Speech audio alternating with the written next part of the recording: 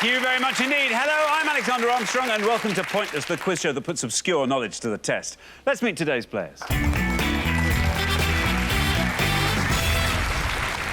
And couple number one. Hi there, I'm Gary, and this is my colleague Nigel, and we're both from Peterborough. Couple number two. Hello, I'm Wendy. I live in Kent, and this is my daughter Sophie. She lives in London. Couple number three. Hello, I'm Wendy. This is my husband Magnus, and we come from Bexhill in Sussex. And finally, couple number four. Hi, I'm Alex. This is my housemate and compadre Anna, and we're from Brighton. And these are today's contestants.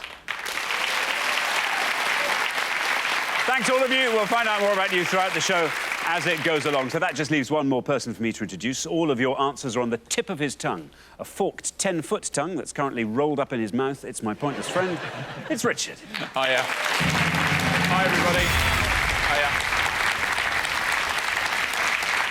How are you this afternoon? I'm very well, thank you. Going to be a cracking show today. We've got two returning pairs. Both of whom I think were slightly unluckily knocked out last time. We've got Nigel and Gary. We've also got Sophie and Wendy. I think they're going to be forces to be reckoned with. We've got our country cousins there on podium 4. And on podium 3, we've got Magnus, who I used to go to school with. I know, right? What about that? We had a teacher from Warden Park School on the other day. Yeah. Now we've got an ex-pupil, and I'm an ex-pupil. Didn't do anybody any good, I have to say. They got knocked out in round 1 both times, didn't they? Our previous but Warden for the Parkers. right reasons. If you can get through to round 2, you'll be the first person ever from Warden Park to get through a round of Pointless. That'd be great. In fact, Wendy, you were at Warden Park as well, weren't you? But a few years above me. Oh, thank you for that. Thanks very much indeed. Now, all our questions, as ever, on Pointless have been put to 100 people before the show. Our contestants here need to find the obscure answers those 100 people didn't get. Of course, everyone's trying to find a pointless answer. That's an answer that none of our 100 people gave, and each time that happens, we will add 250 quid to the jackpot. Now, Hugh and Doug didn't win the jackpot last time, so we add another £1,000 to that. So today's jackpot starts off at £6,000. Right, if everyone's ready, let's play Pointless.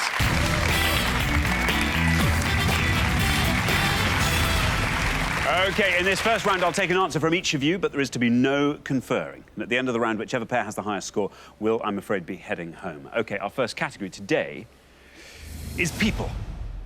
It's people. Can you all decide in your pairs who's going to go first, who's going to go second? And whoever's going first, please step up to the podium.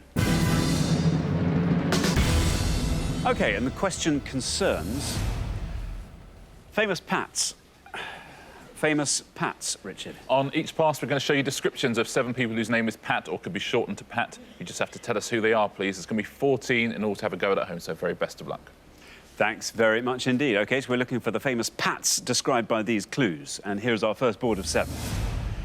The actor who starred in Ghost and Dirty Dancing, American crime writer whose novels feature Kay Scarpetta, politician elected Conservative MP for Newark in 2001, actor who portrays TV's Captain Jean-Luc Picard, Australian who won the Wimbledon Men's Singles Championship in 1987, the American singer-songwriter whose debut album Horses was released in 1975, and the Dutch international footballer who joined Newcastle in 2004. I'll just read all of those again.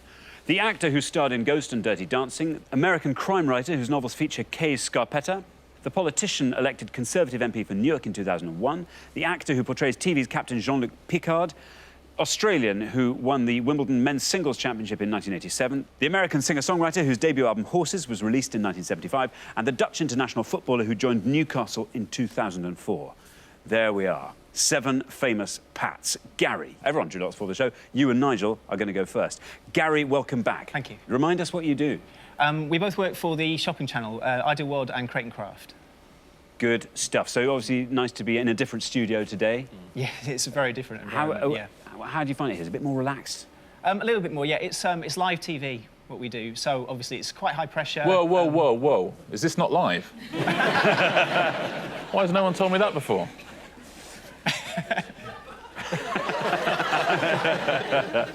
Now then, Gary, famous Pats.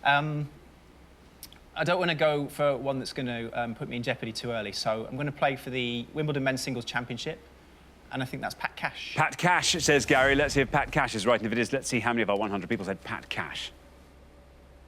That's right. 53. 53 for Pat Cash. Pretty big score, isn't it, for Pat Cash? It was a Yeah. very famous victory. Only lost one set in the whole tournament, beat Lendl straight sets in that final. Good work. Now, Sophie. Sophie, welcome back. Yes, last time, a little bit unlucky. Yeah, we were good at getting the answers. It was just choosing which one was the least popular. Yeah, We actually gave yeah. the highest scorer, even though we knew them all, which was a shame. Now, Sophie, famous Pats. I think I'm going to go for, because I worked in a bookshop, I'm pretty sure that the American crime writer is Patricia Cornwell. Pat Cornwell in this instance, is that right? How many people said that?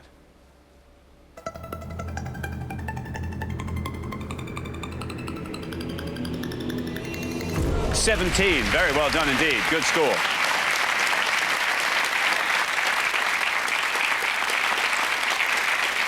Well played, Sophie. Sold over 100 million books, Patricia Cornwell. I imagine she pats the cash as well on the back of that. Fantastic. Yeah.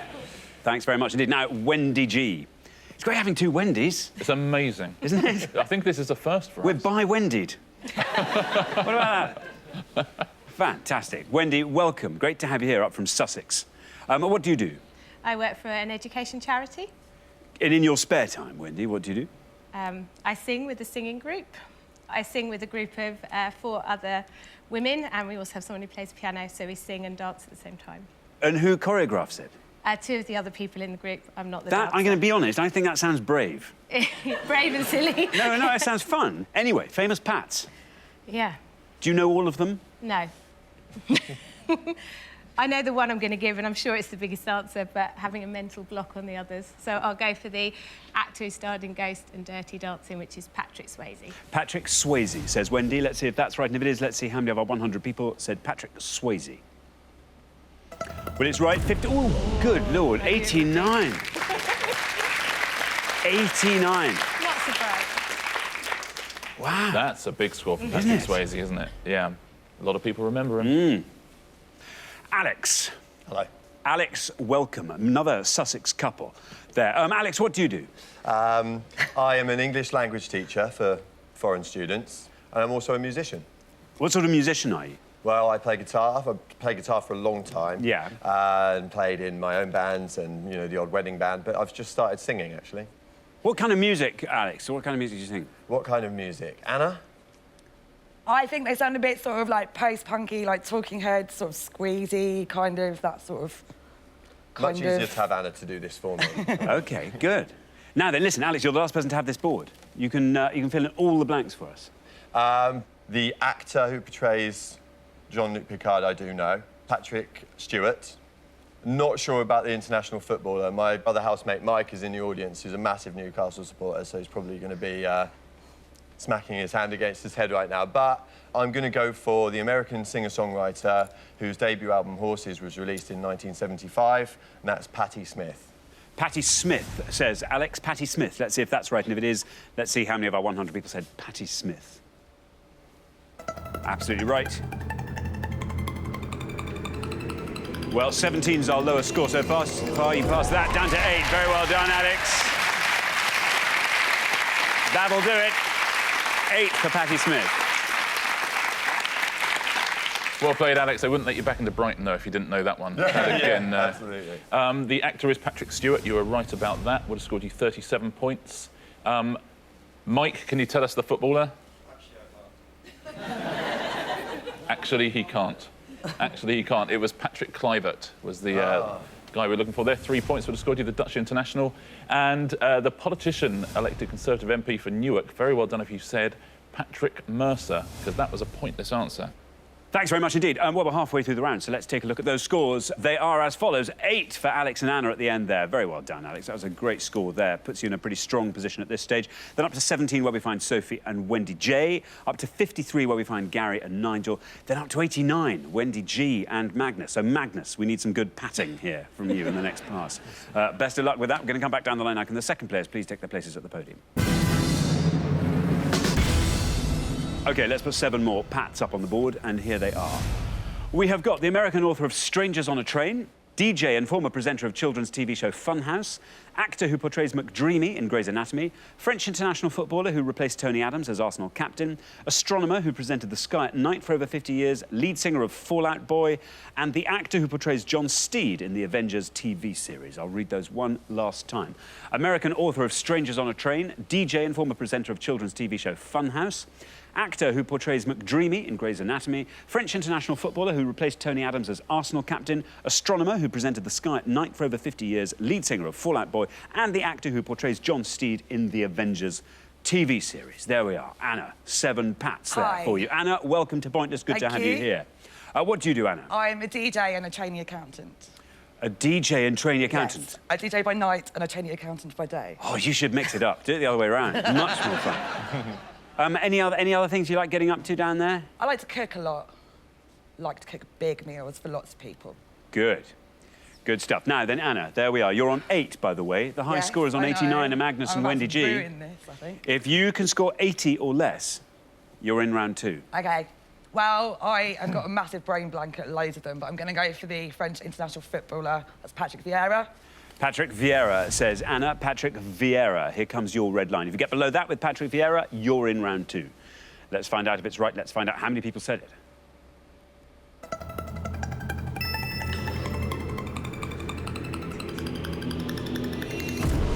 20. Very well done indeed. 28, your total. You are through. Well played, Anna. The brilliant Patrick Vieira played 107 times for France. He was captain of Arsenal in their Invincibles season as well. Thanks very much, Richard. Now, Magnus. Magnus, what do you do? I work for a trade union that represents school leaders. OK, so which trade union is it? It's the National Association of Head Teachers. Now, Magnus. Yes. We want the names of these famous Pats. There are a couple on there that I think I know, but as we need the points, I'm going to take a bit of a risk and say the DJ and the former presenter of children's TV show Funhouse, I think might be Pat Sharp. Pat Sharp, says Magnus. Pat Sharp. Now, there's no red line for you because you're the high scorers, but let's see if Pat Sharp's right and let's see how many people said it. It is right. 39. Takes your total up to 128. Is that going to be enough to see you through, I wonder? Well played, Magnus. Is this going to be like the 3rd question we've ever had Walden Park people on and get knocked out on this one as well? It's the WPC. You mentioned it last time. Surely not. Yeah, the lovely Pat Sharp. He's been on Pointless Celebrities, hasn't he? Certainly as well. has. Yeah. Thanks very much indeed. Now then, Wendy J. Wendy J, remind us what you do. I'm an investigator at the local government ombudsman. So I think that needs a bit of... Yeah, that's an HBO series in the making, isn't it? Ombudsman. Ombudsman. With Helen Mirren as Wendy. Yeah. Imagine the councils will be pleased with that one. They'd love That's your that. catchphrase. That's your catchphrase. You've crashed a helicopter into a tank, and you just go, I imagine the councils will be pleased with that.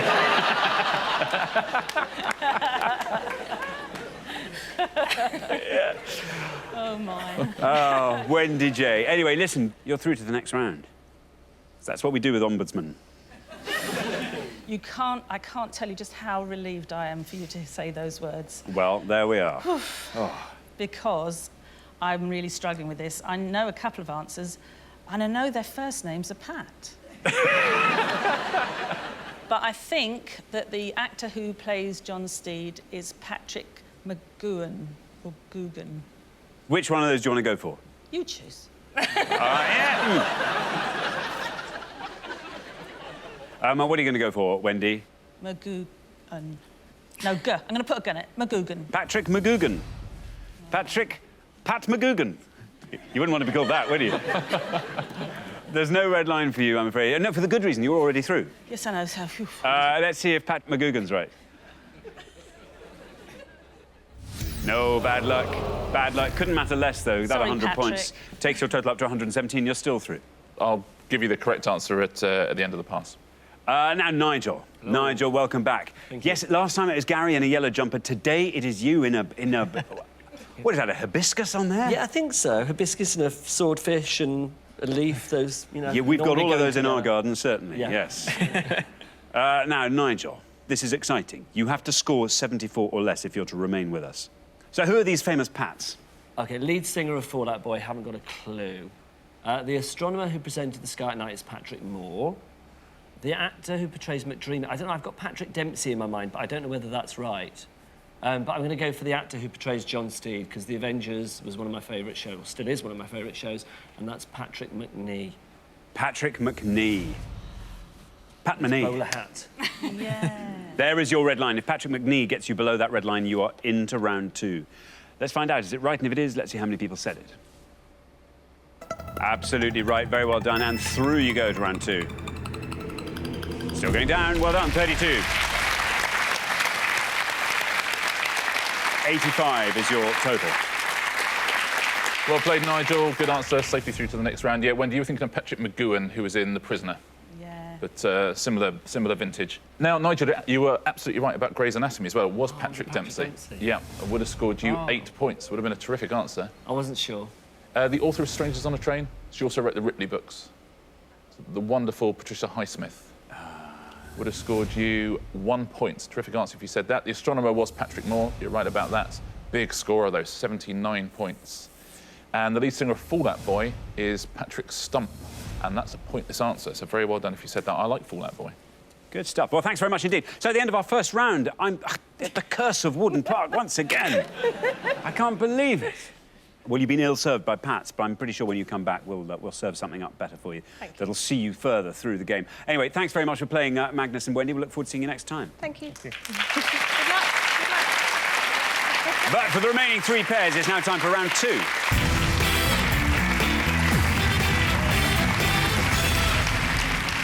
Well done, our 3 remaining pairs. I'm sorry to say, at the end of this round, we'll have to say goodbye to another pair. But Alex and Anna, on the strength of that round, it's not going to be you. That was a fantastic performance say that. there. Yeah, Patti Smith, though, lovely low score.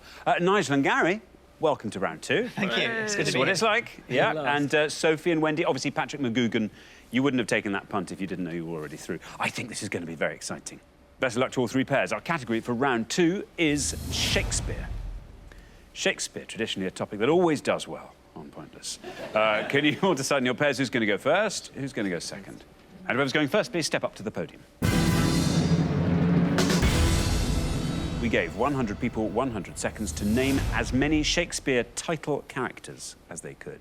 Shakespeare title characters, Richard. Yeah, we're looking for the name of any character who appears in the title of any Shakespeare play, please. So any character who appears at any point in the title of any Shakespeare play. Thanks very much indeed. OK, now, Nigel, characters who appear in titles of Shakespeare plays. OK, it's not... I'm going to try and cast my mind back to when I was at school and I wasn't the most attentive in English lessons, but I'm going to say, and keep my fingers crossed, Titus Andronicus. Titus Andronicus, says Nigel. Let's see if that's right, and if it is, let's see how many people said Titus Andronicus. Is right.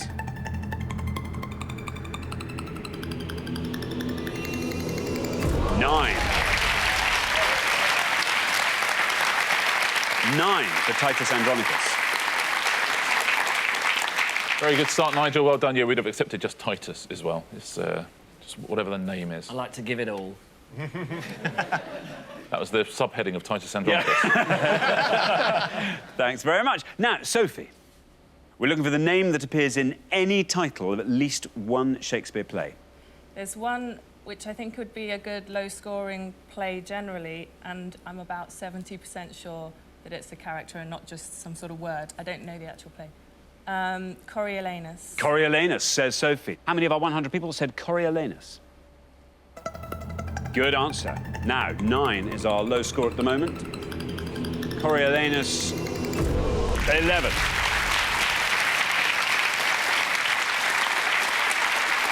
We've got some good teams on today, haven't we? Yeah, very good answer, Sophie. Ralph Fiennes just did a film of it, didn't he? Directed Very and good. starred in it. Yeah. Excellent. Now, Anna. Hello. What about a title character from Shakespeare, Anna? I'm going to go for one of the ones from a 2-title play. I'm going to go for Troilus. Troilus, says Anna. Troilus. Let's see if that's right. And if it is, let's see how many of our 100 people said that. It's a great answer. Now, 9 is our lowest score so far. I wonder if Troilus will take us beneath that. Yes, it will. 6. Very well done indeed, Anna.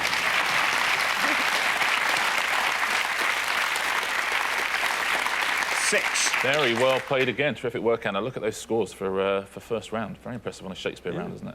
They're getting a good workout on that last podium, aren't they? Every time they get a good low score. I'm sure there's a fitness DVD we can... Certainly, an Anna and Alex DVD. We should do that. Yeah. Thanks very much indeed. Well, we're halfway through the round, so let's take a look at those scores. 6, the lowest score of that pass. Well done, Anna. Then we travel up to 9, where we find Nigel and Gary, up to 11, where we find Sophie and Wendy. Wendy are not massively ahead of the field, but a nice low score from you is what we'll need to keep you in the game. Best of luck with that. We're going to come back down the line now. Can the second players please step up to the podium? Now then, Alex. Alex, remember, we're looking for the name of any title character who appears in at least one Shakespeare play. Well, I've got a feeling that Wendy's got something up her sleeve, personally. So, I'm going to go for something which I think might be a bit of a safer answer. OK. I'm going to go for Julius Caesar. Julius Caesar. OK, well, 11 is the high score. If you can score 4 or less, you'll avoid becoming the new high scorers. Let's see. Julius Caesar. Is it right? How many people said it? There's your red line. Quite a long way down. It's correct.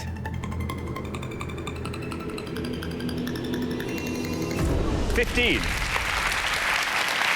15 takes your total up to 21. Yeah, his real first name was Gaius, Julius Caesar's first name. Anyway, Wendy. Yeah.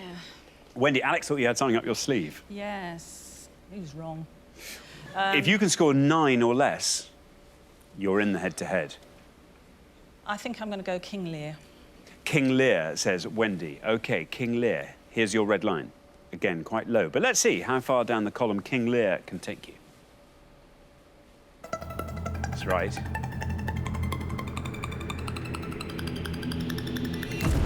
22. So 33, your total there, Wendy. Based on the legendary British king, of course. That's a name you don't hear anymore, isn't it, Lear? Lear, no. Favoured by jets. Not much else. Now, Gary. Gary. Yes.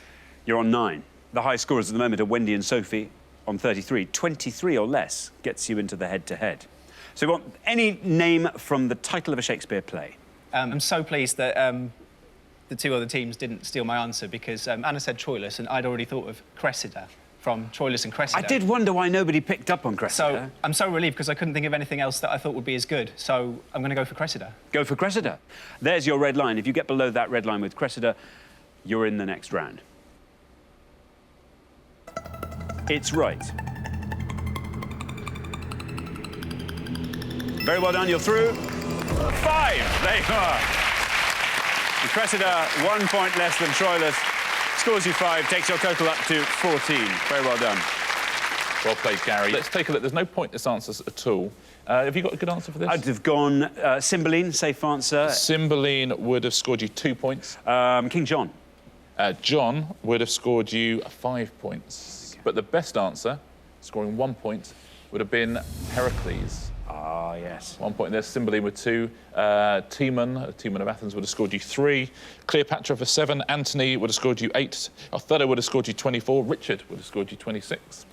You could have had Macbeth for 41. And let's take a look at the top 3, the ones that most people said. Hamlet would have scored you 48. Juliet would have scored you 53. And let's take a look at the gender balance here. Romeo would have scored you 58. So it's 5 Why people does that happen? going Romeo. I'll go for Romeo. Yep. And Hamlet. Romeo and Hamlet. Thanks very much indeed, Richard. So at the end of our second round, I'm afraid the pair leave it. I can't bear this. Wendy and Sophie, you were head-to-headers last time. I know. I thought you were going to be finalists this time. You did so well. It's been lovely, as always, to have you on the show. I'm sorry we have to say goodbye to you now, but thanks so much for playing. Wendy and Sophie. But for the remaining 2 pairs, it's now time for the head-to-head.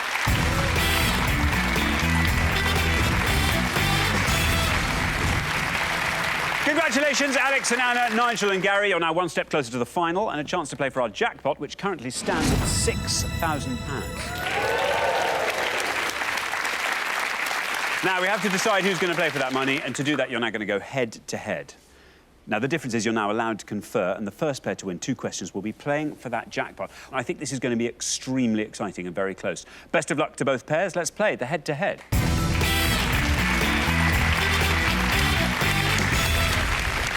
OK, here is your first question, and it concerns sporting losers. Sporting losers, Richard. Yep, we're going to show you 5 pictures now of famous sports people. Can you name the most obscure, please? And losers in what sense? Or just... Well, you'll see in the, I in see. the images. Oh, I see. Very good. Thanks very much. Let's reveal our 5 losers, and here they are. We have got A, B, C, D, and E. There we are, 5 sporting unlucky losers. Alex and Anna, you've played best throughout the show so far, so you get to go first.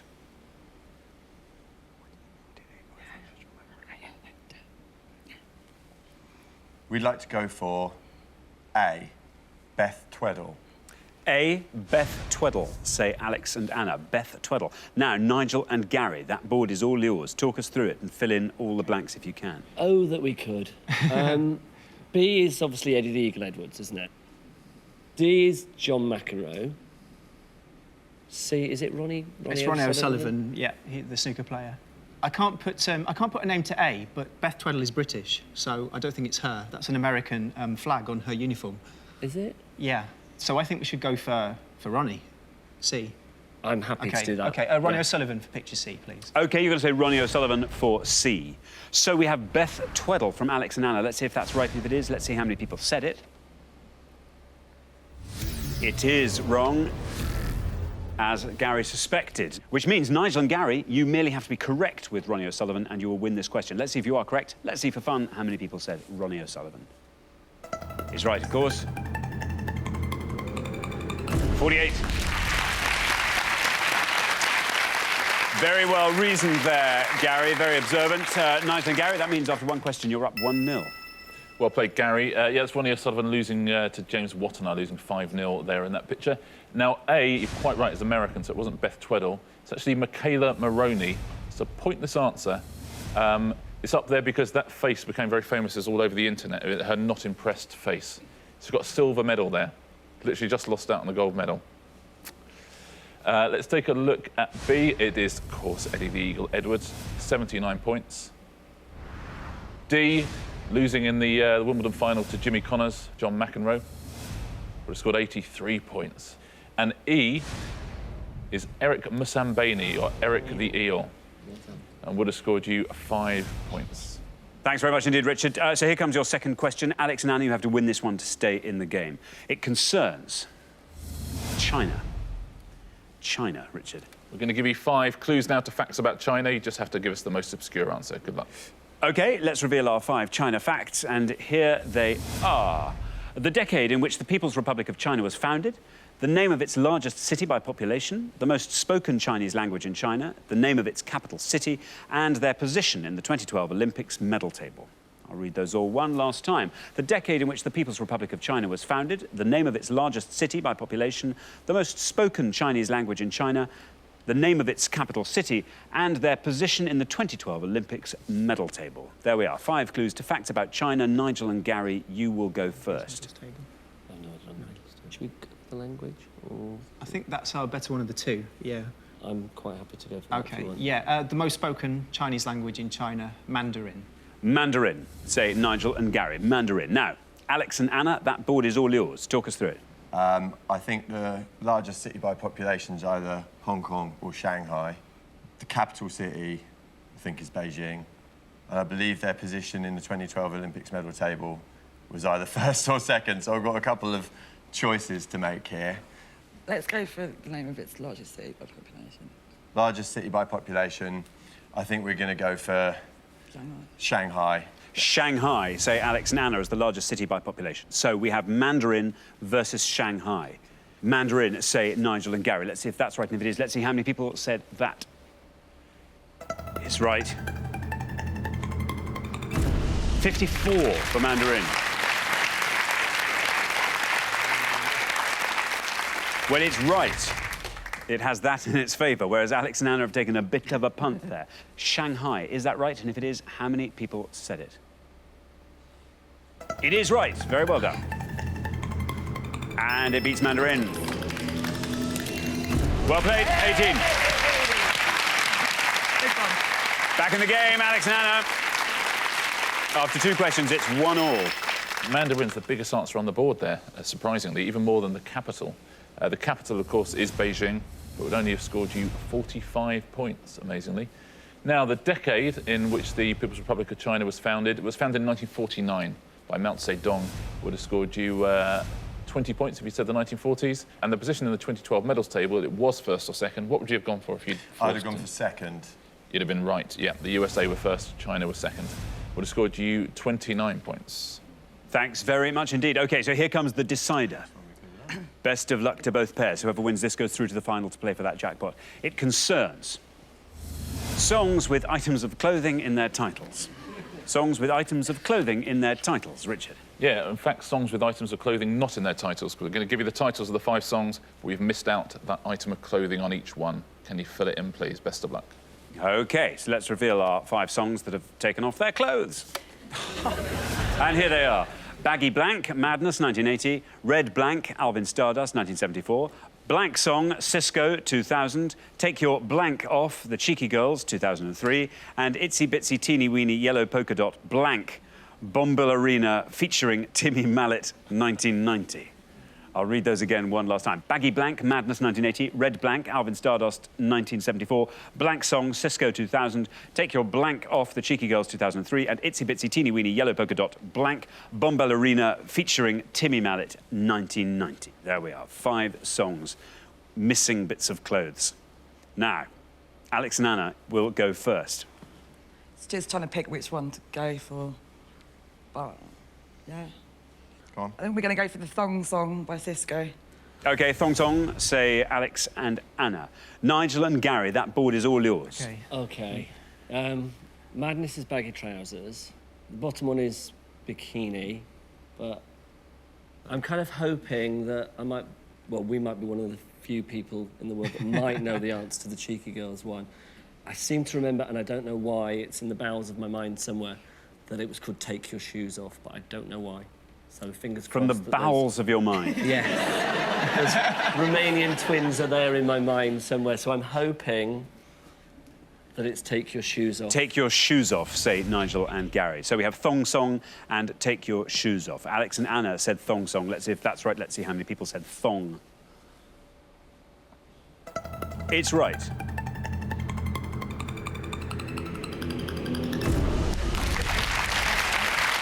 '27. Nigel and Gary are saying take your shoes off from the Cheeky Girls. Let's see if that's right. And if it is, are you doubting it now? Who's not going to doubt their knowledge of a Cheeky Girls thing? Do you know what I mean? Let's see. Take your shoes off. Is it right? How many people said it? It is right. Is it going to beat Thong Song? Yes, it is. Look at that. Very well done indeed. Down it goes to 6.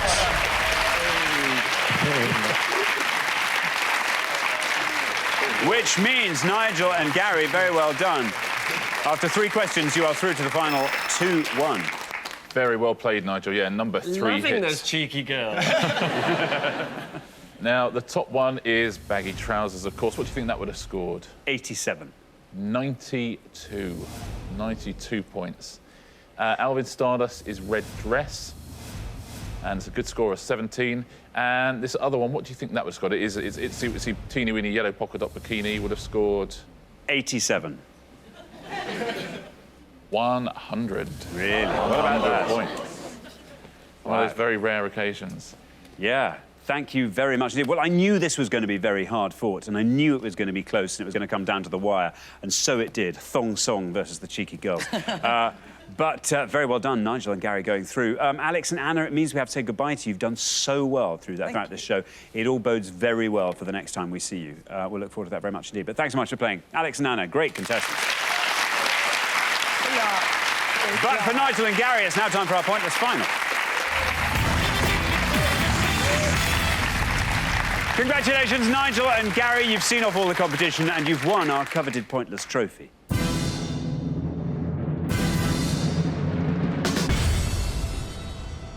You now have a chance to win our Pointless jackpot, and at the end of today's show, the jackpot stands at £6,000. You've done so well today. It was round 1 last time. All memories of that now quickly receding as you storm through. Now, as always, you start this round off by choosing a category, and you have 4 options to choose from. They are Booker Prize winners, FIFA World Cup, Irish geography, the Travelling Wilburys. Oh. Ooh. Which one do you think? I think I'd get my codes. I don't know any Booker Prize winners off the top of my head. FIFA World Cup, we can, in theory, guess. Irish geography. I work with a lovely... Well, we work with a lovely Irish lady, Genevieve. If you get that wrong, she would murder She would, us. yeah. And the She doesn't sound that nice, I'll be honest. No, she's lovely. Yes. She's lovely. But... Just verbally murder us. OK. FIFA World Cup.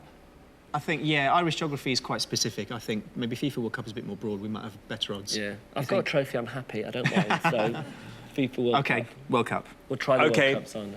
You're going to go for FIFA World Cup. Richard. OK, you've got 3 possible questions to go for here. I know some people at home are going to do very well on a couple of these.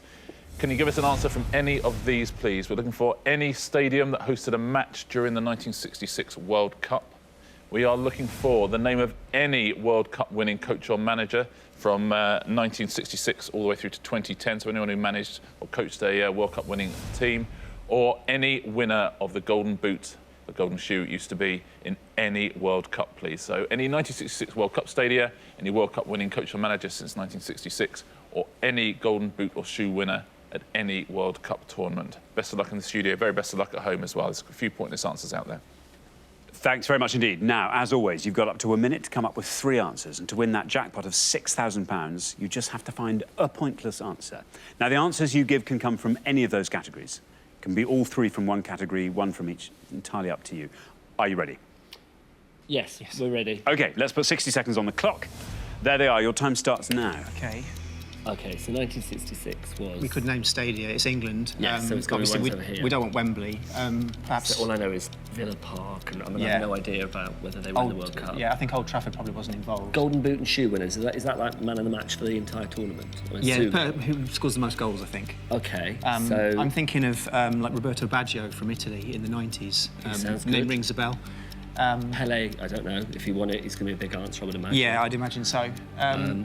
World Cup winning coaches and managers. Coaches and managers, the only ones I can think of are really obvious ones. Obviously, Alf Ramsey started it off 66, but that's going to be too obvious. OK, so... but it's World Cup for the whole of history, isn't it? So when did it start? So whenever you go back in the mists of time. And they so were from Cup... 1966, I think. No, that's just the stadia, isn't it? It's the World Cup 10 seconds left. Coaches and managers. OK. I think we should go for... Baggio, man. Roberto Baggio. So it's going to be Wembley, but you could say Villa Park and... OK, that is your time up. I now need 3 answers from you. What are you going to say? OK, so we'll go for the Golden Boot, Shoe winner. It is a bit of a guess, but Roberto Baggio was big in about 1990, so thinking of that one. OK, and then from 1966 World Cup stadia, so should we try 2 there? I think, so if we go for Villa Park. Villa Park. And... What about Upton Park for West Ham? That sounds beautiful to me. Upton Park? Yeah. OK, there are your 3 answers. Of those 3, which do you think is your best crack at a pointless answer? The cheeky girls. I haven't got a clue. Let's say Baggio is probably the best. OK, Roberto Baggio will put last. Which is your least likely to be pointless? Villa Park. Villa Park we will put first. OK, let's put those answers up on the board in that order. And here they are. We have got Villa Park, Upton Park and Roberto Baggio. Well, very, very best of luck. Your first answer, the one you thought was probably least likely to be pointless, was Villa Park. Now, obviously, if this is correct and it goes all the way down to 0, you will leave here with £6,000. Nigel, what would you do with your share of that? Couple of things. I've always wanted a jukebox for sort of 7-inch singles that I've got from my youth, so I would like to have a decent pub jukebox. That would be good. And then the other thing is I write books as well, and I've always said I'd self-publish if I can't get a deal, so I'd quite like to self-publish a book. Best of luck. Gary, how about you? I've really wanted to visit a Grand Prix for a long time, so I'll pick a country and get out to one. Excellent. Good stuff. Well, very, very best of luck. 3 answers up there on the board. Let's hope one of them is pointless. Thank you. Your first answer, Villa Park. Obviously, if this is pointless, it wins you that jackpot. So for £6,000, let's find out if Villa Park was a stadium in the 1966 World Cup. It was.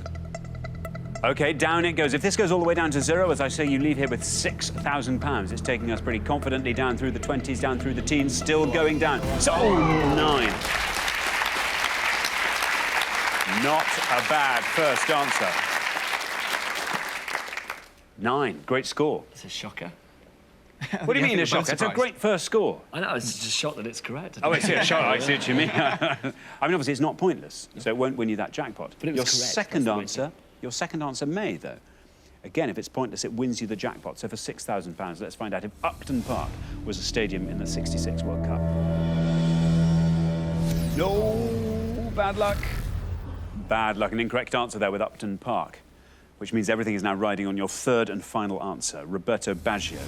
Bit of a punt, but it sort of came swimming into your mind again. Yeah, I remember watching the World Cup with my dad as a child. It was in 1990 when it was held in Italy, and I think he did quite well. So I'm hoping. OK, well, fingers crossed. Let's hope it's right. Let's hope it's pointless. For £6,000, let's find out if Roberto Baggio ever won the Golden Boot or Golden Shoe in a World Cup. Oh. Bad luck. Bad luck. I'm afraid an incorrect answer, which means you haven't won our jackpot, and that jackpot will then roll over onto the next show. But we've really loved having you on the programme, and you do, of course, get to take home a pointless trophy each, so very, very well done. That's great. That's what we came for, really.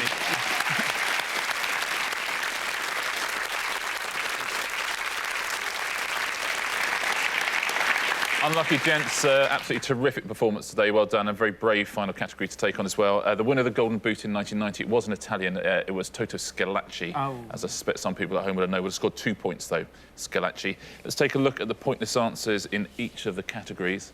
For the stadia, these are the ones that would have won you the money. Ayresome Park, which is the old Middlesbrough ground, Roker Park, which is where Sunderland used to play, and the White City Stadium, which is no longer there, of course. All of those were pointless answers.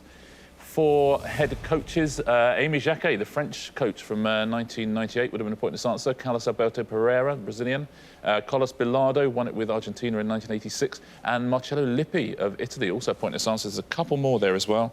Menotti, you could have had Helmut Schön, and you could have had Zagallo as well. All of those were pointless. Now, for the Golden Boot winners, I know some people would have got some of these. Davor Šuker of Croatia won at Eusebio, the famous Portuguese. The highest scorer in any World Cup is just Fontaine of France. I know some people would have said him. And Oleg Solenko of Russia was a terrific answer. In fact, every single winner of the Golden Boot was pointless, other than Lineker, Ronaldo, Gerd Müller, Schillaci, of course, Mario Kempes, Klose, Müller, and Paolo Rossi. If you said anyone apart from those names, Stoichkov, for example, was pointless. All the other answers were pointless. Thanks very much indeed, Richard. Well, unfortunately, we have to say goodbye to you, Nigel and Gary, but it's been fantastic having you on the show. And this time round, especially, you have done so well. You can walk off with your heads held high. Thanks so much, Nigel and Gary. Thank you. Thank you. Who sadly didn't win our jackpot today, which means it rolls over onto the next show when we will be playing for £7,000. Join us then to see if someone can win it. Meanwhile, it's goodbye from Richard. Goodbye. And it's goodbye from me. Goodbye.